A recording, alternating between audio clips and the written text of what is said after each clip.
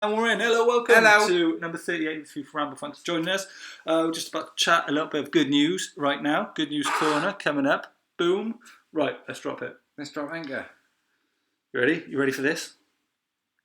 Okay, so I want to just give massive props to what a wonderful job Mr. Roy Hodgson's done at Crystal Palace. Because no one has said a goodness damn thing about the magnificent job, thank you, that he's actually done for a doomed Crystal Palace.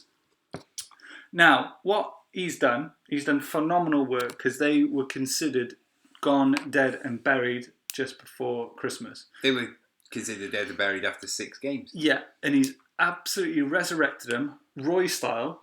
Yeah. And he's still a relevant manager considering he's one of the old timers now. So he's still able to turn a club around in a short space of time. And look where can he actually get him for next season? That is the question I'm posing. How far can Roy's Crystal Palace be led into next season? They need to just correct a few errors. They need to keep hold of a few players. Yeah. Like Benteke. Something needs to be done. He needs to be shipped out or needs to be start working again. But I think they'll sell. I think they'll sell too. I think they will sell. I think he'll go abroad. I think Wilfie Zaha, if they can keep hold of him. Yes. Which I think they will. I think he's got that. Yeah, I think he's like this. I think he's a modern version Letizia. I think he... Let's just get that on record. What did you just say then? I think he's a modern day Letizia. I did not see this coming. Right, hang on. Because I think he's a genuine fan of Crystal Palace. There's no loyalty in football anymore. No, I do. Yeah, there is. If there wasn't loyalty in football, there's a lot of players there that I could throw out which would have moved. I do think Zaha will actually stay at Palace. Okay. Because I think that Zaha is better suited to being a big fish in a small pond. And that's a very justified point. And I think he's better suited at a club that level where he's the star of the show. I think he does support Palace. And I think the Man United move has shown that maybe he's found his level. He's an amazing player. Great Premiership player. However, is he an amazing Premier League player? And even does he look better because he's surrounded by certain players who allow him to be at his best? So they need to strengthen in certain places. However, my favourite player of this season for Palace has been the now captain. Is it? It's not Milosevic. What's his name? Milicevic. Yeah, Milicevic. Him. The penalty take. He's been phenomenal. He has been amazing. He's been absolutely wonderful for him. Yeah, but my point being, not enough credit for Crystal Palace, not enough credit for Roy Hodgson, who seems to have gone under the radar completely. So this is my hot topic of this week, basically. Yeah, I like that. Anyone's got any disagreeing views? Come at me. Come at us. Yeah. Just chip in with something. Because if I'm missing something, Roy's just done a great job, and whatever job he's been in, he's actually done really well at. So you could throw the England job, whatever. You could throw Liverpool out there. He wasn't incredible at Liverpool, but he's just very knowledgeable. But again, I think he's found his level in the modern game. It's worth noting again. We've mentioned it on previous podcasts, but this was a long time ago. We brought this up when Hodgson got appointed. There was an interview with Mark Schwarzer. Mm-hmm. I think it was Schwarzer. He was Fulham goalkeeper, wasn't he? He was, yeah. Yeah, and he said that when he came in, when Hodgson was brought in, the players didn't understand what he was getting them to do and why he was getting them to do it. And he was like, we sort of didn't really know what we did what he was asking us to do in training, and we went about doing what he was telling us to do. Mm. But we didn't understand the significance of it, or we couldn't see how it was going to work. And he was like, but before we knew it, results picked up, and then we started getting better and better and better, and then they got to the UEFA Cup as it was then final, and he was like, you don't realise it. He was like, because you don't see what he's doing, and then suddenly you're playing well. Yeah. He's done a great job at Palace. He's turned that around It's when phenomenal. not many managers would have been able to. So there we are. That's my little Roy Hodgson I like that Crystal one. Palace rant. Did you like that? You didn't see that coming, did you? I know. I didn't Just see that snuck one that coming in. at all. I enjoyed that. Yeah. Yeah. You liking that? I do like Bang. that. Bang, bang, bang. I call that Hodgson for England. I think you should. I think it's justified. We're going to talk a bit Darren Moore next before getting to the Wenger and the Ferguson. Yeah, we should do it quick. So yeah, it's just the Darren Moore thing. More thing. Point proven. He's had a great month and deserves to be manager of the month. Yeah. So that was what, 6:30. Yeah, he got manager of the month by by about 6. Oh no, probably later than about 6 o'clock. I think 10 past, 9 minutes past, 8 minutes past 6. By 10 o'clock they were relegated. Done, relegated, bound. First manager to get manager of the month and relegated, not only in the same month but the same day. And he is an absolute positive influence on West Brom, considering the situation, considering the Pardew era. Yeah. And it just sort of proves that I believe Pardew to be a busted flush now. Yeah. And I'd hate to be manager of Pardew. It was one of those carousel. Pardew's been offered. Apparently, he's been offered jobs since being sacked by West Brom. He's been offered a couple, and his reply to all of them was, "If it's not a Premier League or an international club, I'm not international side. I'm not interested." Like, get over yourself. Like, it's like gigs all over again. Isn't it? Oh yeah, I know, but Pardew just has got that Manager of the Season award that he's shining up, and he thinks that gives him this right that he's a Premier League manager. But look, you might be a Premier League manager, but so was Unsworth. He ain't going to get offered Brazil. Shut up. Right, let's keep this. Take Luton Town and be grateful. Let's keep this in Good News Corner for a second. I triggered that because I mentioned Alan Pardew. And Never I said mentioned Pardew. I said that. But look, again, away from the point of it's- Darren Moore, manager of the month, relegated within a space of like through 2 hours. But he genuinely seems like a lovely guy. The press releases he does, considering he's never been in that situation before, are very genuine. He seems like a very humble guy. He's getting the team working as a team and functioning together, trying to eradicate egos and just getting everyone playing and enjoying football, no matter what. And if you play fearlessly, I think it has a massive impact, and that's shown out the last month. So, fair enough, Darren Moore. Like, we salute for this month. Yeah. And going into the championship is going to be killer. It's going to be a blow. But I think with that mentality, because we see the likes of Burnley, we see the likes of I was going to say Southampton, then. But it's just that Huddersfield, like, it's that mentality which is just bedding it in. So that's what I think. I actually think West Brom have got a better. I think they've got a decent Premier League squad, obviously, based on who they have there. They've got good Premier League quality players. Well, they're not outstanding players, don't get me wrong. However, Jay Rodriguez is he's a good quality Premier League footballer. And it might do a lot of those players good to actually... Well, they're going to lose a lot. They're going to lose your Johnny Evans. You're going to lose your Ron. Well, this is where I was getting to. That squad, if they can... And it's an age squad, like Dawson.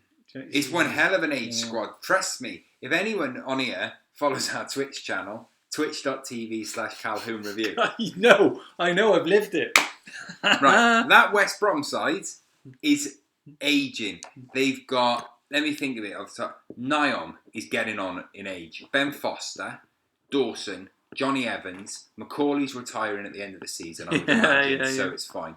Gareth Barry, Livermore is late 20s, England international, early 30s. Yeah, Jake Livermore. But he ain't getting younger. Matty Phillips is about peak now. Chris Brent. Like the young Rondon and Rodriguez are all late 20s, early 30s. There is an old squad, that squad. But they've got enough there, I think, that they can actually do better in the Championship than they can do in the Premier League, almost. Yeah. One player who I'm very interested to see what happens to, and we'll be paying close attention to, because I think that if he stays at West Brom, which I don't have any reason to suspect that he wouldn't, is Ollie Burke. Ollie Ramble Burke. favourite Ollie Burke. Ramble favourite Ollie Burke.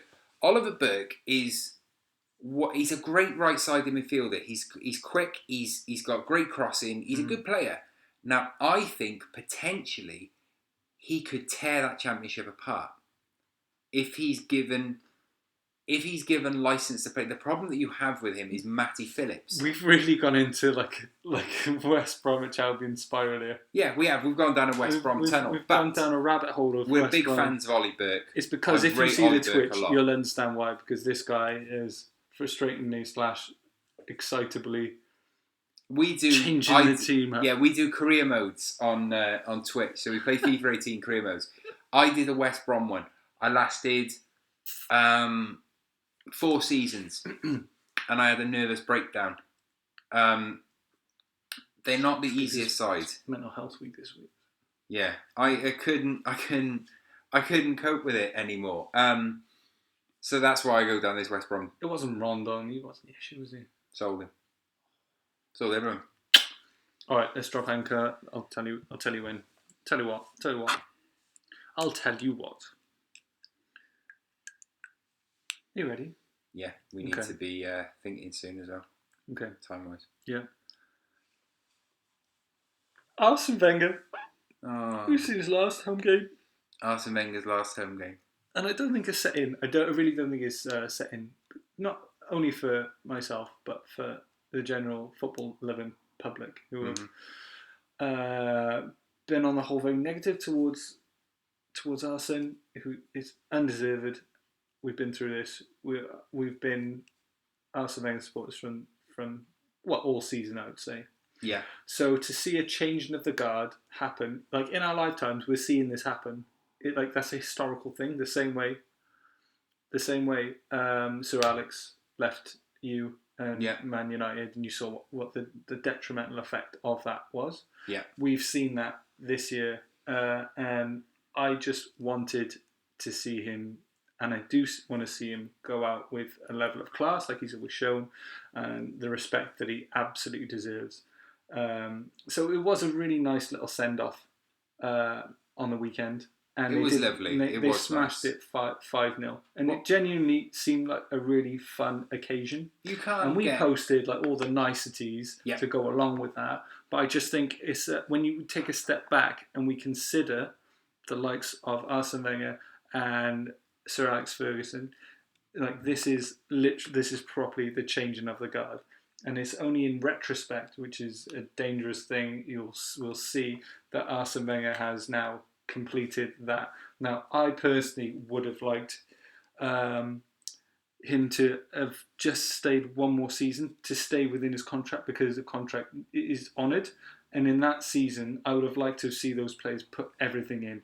That's it. You know what I mean? That Sir Alex last season with Van Persie that you had. It's right, this is it. This is my final season. How far can I push you? Because I will push you, and then see where that goes. I personally would have liked to have seen that, and we've found out that it wasn't Arsene Wenger's choosing to do so, because he would have definitely seen out another contract, but there was a call that was made.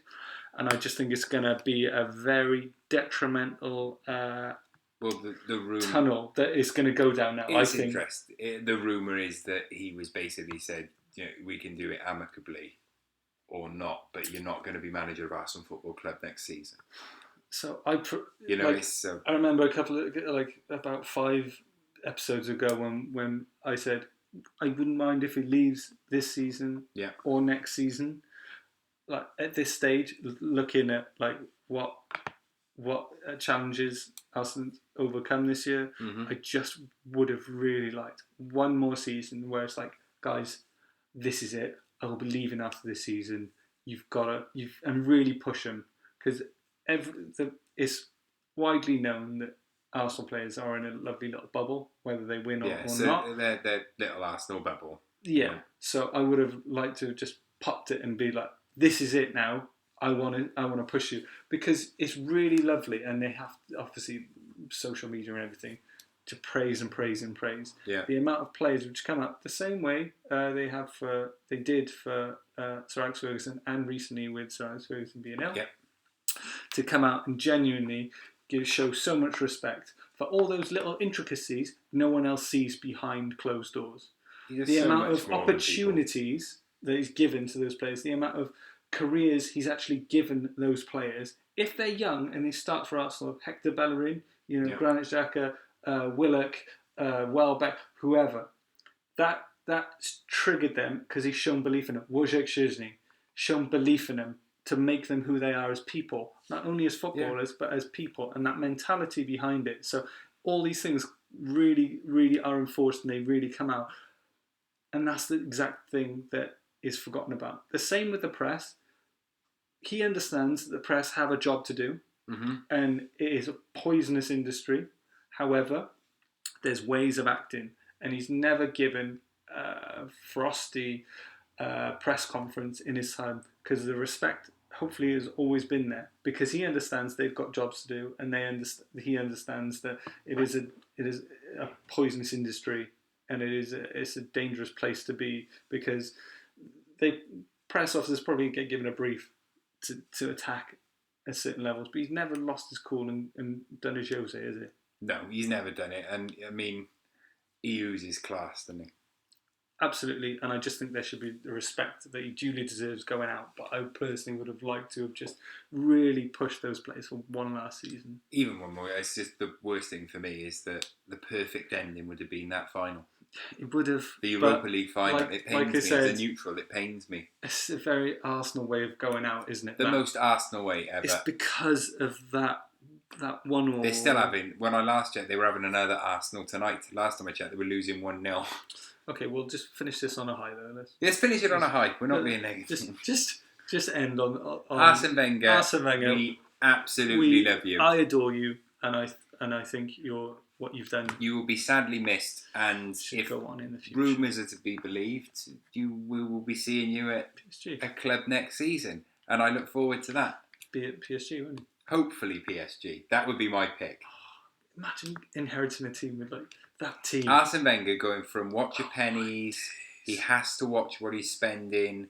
He has to work with no budget really and young players to build up. To suddenly Arsene, here's a 2-year contract. Mate, you go crazy. You've got Cavani, Neymar, Mbappe, Verratti. Don't worry about a new stadium to fortify. Yeah, don't worry about balancing the books. How do I balance the books? You just crack on. We'll buy new books. Everyone listening to this, tell us what you think. Just send us a little voice recorder or a comment, please, because I'm keen. Because this is the equivalent of Football Manager for Arsene Wenger. It's Football Manager for Arsene Wenger. He said that he doesn't want to retire.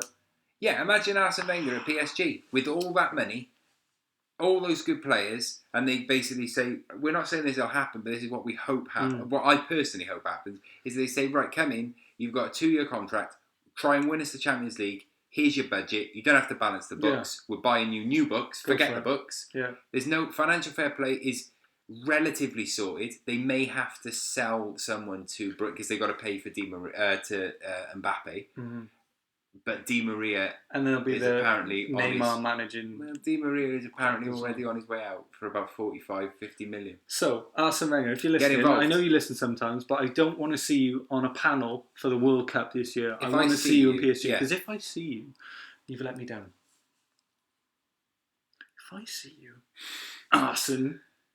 we should be wrapping this up soon. Okay. Should we do a quick yes or no? Do a yes or no? I'll do a quick yes or no. Is there a cooler club than Juventus? Hang on. Should we drop anchor and just put... I want to do that. Literally 10 seconds.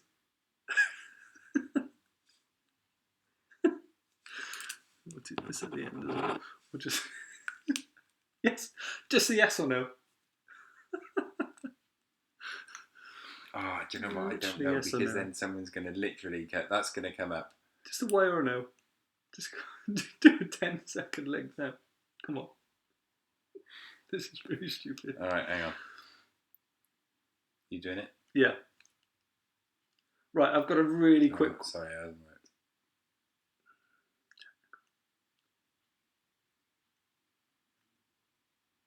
worked. I've got a really, really, really, really, really quick question for anyone who's listening out there. Question, right. Is there a cooler club out there rather than Juve? Because Juventus seem like the coolest club around right now. They've got the logo, they've got the cool stylish players, they've got the handsome, devilish players as well. They play really good football, and they've got a lot. So my question is there a cooler club than Juventus?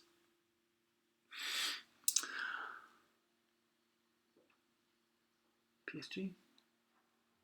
Dulwich, Hamlet? There's no cooler club than Juventus. Look, go follow us on Instagram at the FIFA Ramble. We posted 3 pictures. Paulo Dybala. I like that Marquisio one. Yeah. Oh, right. I have a story about Marquisio. It's quite good actually. I will tell it. I was going to tell you. I'm glad you reminded me. But we posted a picture at the FIFA Ramble on Instagram. Get following us, and it was a picture of Gianluigi Buffon, Claudio Marquisio, and Paulo Dybala, all in suits, all in photo shoots. They look like the coolest. Buffon is in a suit and he's got his gloves on, and he just looks so stoic. Marquisio, you wouldn't believe was a footballer. You would think it was a model. Like they're the cool, they're effortlessly. I'll tell you, effortlessly cool. You get certain people that you just put a camera at and they look good. They're amazing. Recently, we talked about this pre-Ramble. I've been watching the Netflix exclusive documentary about Juventus. A little bit corporate. Corporate. I mean, that's a story for another day. It's a bit too glossy for my liking, but however, I did enjoy it. It's no Premiership passions, the old Sunderland doc, but it is. I did enjoy it, for what it was. I was watching it and I said, Claudio Marquisio came on, and there's just a scene where he's making a cup of coffee in his kitchen. Just a regular black coffee? No, it's not regular at all. It's proper, like he brews it properly in a little metal teapot, and he puts that directly on the stove. Tiny little. It's not a cafetiere, so I don't know what it is. I know. But yeah, it's like a little metal teapot. Yeah, like coffee pot, and he puts that directly on the stove, and he brews it. And he's got a pair. He's dressed in like nice smart trousers, nice smart shoes, a shirt which is tucked in with a belt, which looks weird on some people. Like where we live, you see it a lot. There's a lot of wine bars and stuff. And he just looks Italian. That's the only way I can put it. He's making his coffee. He pours his coffee, and he talks about how his coffee. Some people like instant coffee, but I take my time with coffee, and I like it done properly. And he pours it out, and he takes a sip, and he looks directly at the camera with these ridiculous blue eyes that I could swim in. And he just makes his face of just pure enjoyment of his coffee. And I made a noise similar to, like that. At which point, my wife said, what? Like that. And I showed her Claudio Marquisio. And as I showed her Claudio Marquisio, and I showed her she went, oh. Claudio Marquisio, I'm telling you. Anyone out there? Do you think you could try and do the same if you made your own coffee at your house? I couldn't make coffee the same way as a handsome Italian man. You get ready for work in the morning. The sun's coming through. Yeah. You're looking at your back lawn, which is fantastic gardening. Yeah. It's lovely. Just there, casual. If I had the... Think Pirlo making a cup of coffee. Yeah. Enjoying some red wine. It's interesting. Well, there you go. That's my Claudio Marquisio. And that's it. Right, I've got some other things to buzz through then, right, apart from that. The other was just generally like Buffon being a legend of our time. And that image, like you said, of him in a suit with gloves on, with his goalkeeper gloves on, I think that's really iconic in a sense that it's so goddamn stylish. Juve, you've got style, you've got finesse, way above the rest. Yeah. Other things I was going to mention, Southampton getting a last minute winner because of Gabbiadini. Phenomenal. Still didn't put any smile on Marky Hughes' face, though, did he? No, nothing. I think he's potentially dead inside. That's why. You can only hope. Look, I think he needs a break from management. because I don't think anything's bringing him joy right now. I think he needs to find some sort of meaning to why, and to meaning to like what he's up to. Because nothing brings him joy. It doesn't seem. I haven't seen him smile since. When was the last time you saw Mark Hughes smile? I haven't seen it. He scored that volley for Barcelona. Swansea are in trouble now, considering they almost dramatically got out of the zone because we thought they were doomed right up to Christmas, basically. But that's happened. Only positive there is Fabianski's like playing out of his skin in goals. You know, I'm a big fan of goalkeepers. He is performing above and beyond, and I think he will be absolutely snapped up by a big club if they do go down. I'm looking at like potentially Liverpool or someone in that high bracket because I think he's proven with his Arsenal education that he's a solid, absolutely solid goalkeeper, and this proves that he, like any goalkeepers who are out of work playing in the lower half of the league, that's going to be good for your career. If you're not playing and you drop down, I think you're dropping down a level. Fabianski has just done it the hard way, and I respect that because that's a tough thing to actually achieve. Ideally, like I said earlier, I want Swansea to stay up because I think it'd be fantastic to see two Welsh teams in the league. There it is. Boom.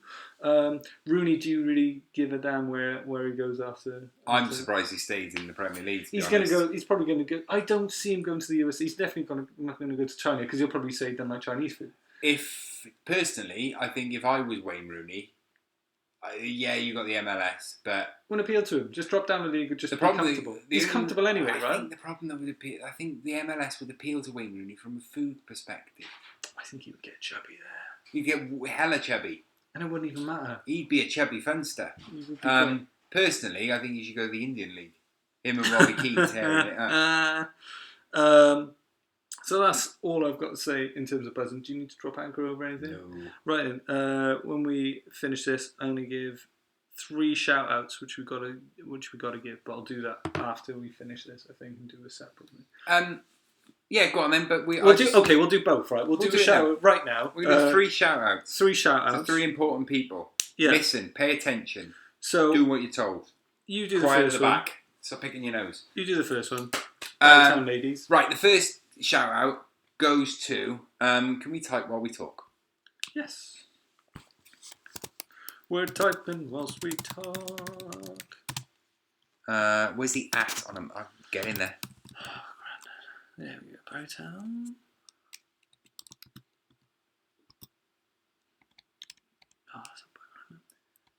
It is on there because I've done it before. Unless you know specific, is it just like ladies? Because it'll still link in. No, it's not. It's just a typical page. Right, I'm going to do... Right, I'm saying goodbye here. Say goodbye, Luke. There you go. Goodbye, Luke. Bye.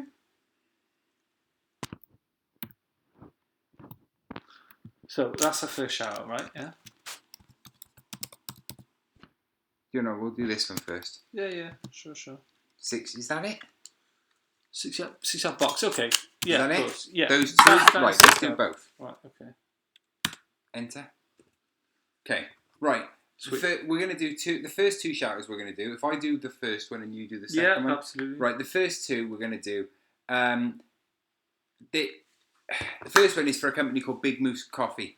Cardiff. Big Moose Coffee. Yeah. They're an amazing company. They're run by amazing people who are lovely. They serve great coffee and great food. It's got an ethos behind it. Yeah, but the people there are some of the nicest people I've ever met, honestly. They are a company that is it's all charity, they're all donations that open the cafe. They give all profits to the homeless. Mm-hmm. They're also bringing in homeless people. They're employing them into the company. They're giving them, they're training them, they're giving them work experience, they're paying them a wage. Then from there, those people can then go on and apply for residence because you can't get a house without a job and you can't get a job without a house. And it's a vicious circle. And they're giving these people this ability to raise their own money and work for a living, and it's beautiful. It's wonderful. So if you're going to get your coffee in the centre of Cardiff, because as we've discussed earlier, Cardiff City, if you didn't know, they're promoted to the Premier League this year, which is phenomenal. So if anyone ever comes down to Cardiff for any reason, just check in with Big Moose Coffee Shop because they are awesome. Yeah, it's a lovely environment. Big Moose Coffee, Cardiff. I cannot speak highly enough. Great coffee, great food. Do that. Another shout out, 6 Yard Box. Big up 6 Yard Box. Yes, 6 Yard They're Box. just getting their stuff ready. They got all the flags out. Check them out on Instagrams. On the Instagrams, they're getting more active on there, but that's an awesome thing. It's basically like a 6 Yard Box full of awesome football stuff, and you can watch any football you want there and have some choice craft ales. So if you want to watch any football, especially with the World Cup in Russia coming up, they're getting everything prepped. They're good to go. So there's the other one. And the last but not least, big shout out to... The last one goes out to Barry Town Ladies, who this past weekend, won the South Wales FA Cup. The first time in their history that Barry Town Ladies have won silverware for the senior side. And our good friend, manager Adam Hughes... Friend of the Ramble. Friend of the Ramble, very good friend indeed, is the manager of that club. And he's done phenomenal things. He's done a phenomenal job, and he deserves all the credit in the world. And so do the players and the staff and everyone at that club. They've done a phenomenal job. And get behind them, because not only have they already won a trophy, on Saturday they go again. They're in another cup final. I don't believe you. They've never won a trophy, and come Sunday morning they could have done the double. Unbelievable. Right, thanks for watching, everyone. Appreciate it. Thank you very much. We'll see you again next week. Bye. Right, we're going to end that there. We're going to end that